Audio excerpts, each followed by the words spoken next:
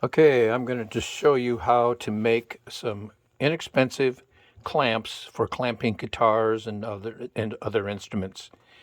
First, you take just I've got I think a 1.5 or 1 3/4 inch piece of lumber that I sliced into little discs, and I glued some cork onto them.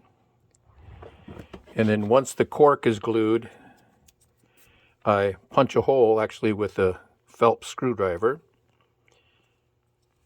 and then they go on to this rod. This happens to be an 1/8 inch carriage bolt, and at the end I put on a washer and a wing nut, so they come out looking like this. So you got cork to protect the finish, you got the carriage bolt that's kind of hammered into the wood, and you got a wing nut so you can tighten it all up.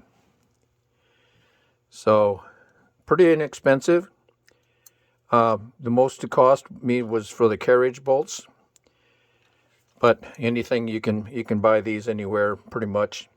Different sizes. I have some smaller ones too, but this is for a guitar build that I'm doing, and I needed some longer ones to be able to glue the top back on.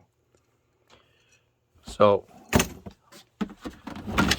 here's the same thing, just with a different type of, you can use a wooden dowel and then a shorter rod, but it's the same concept.